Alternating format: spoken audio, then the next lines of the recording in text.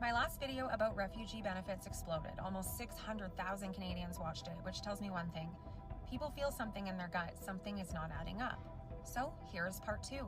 These programs alone already shocked people, but the wild truth is, those 3 benefits are only the surface. They are not the whole picture. They are the part that the federal government openly publishes, the part that they want you to see.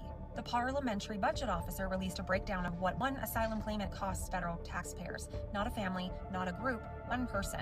The average cost per asylum claimant is $16,500. The low estimate is $9,000. The high estimate is $40,814.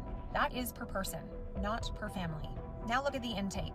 Back in 2017, Canada had around 50,000 asylum claims. By 2023, that number hit 144,860.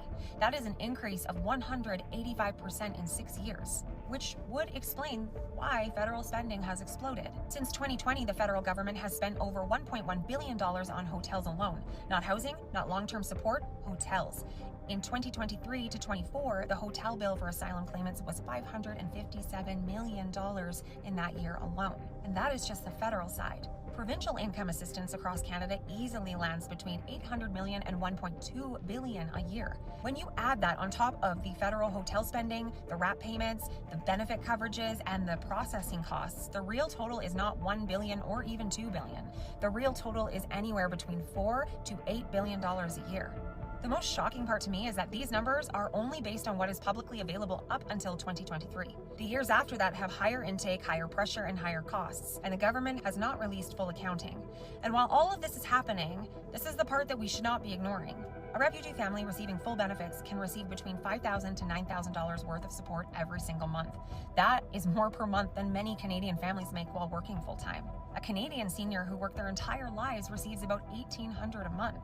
That's the comparison. Remember, these numbers only reflect what is publicly available up until 2023, not the higher intake years after, not the hotel surge, not the growing pressure on the systems that we all rely on. Our provincial budgets are already strained. None of it is listed under immigration spending either. It's scattered through dozens of departments, so nobody ever sees the full number in one place. The real totals are never shown together. The spending is split up so you never see the true bill. I feel that this is the part Canadians were never supposed to see.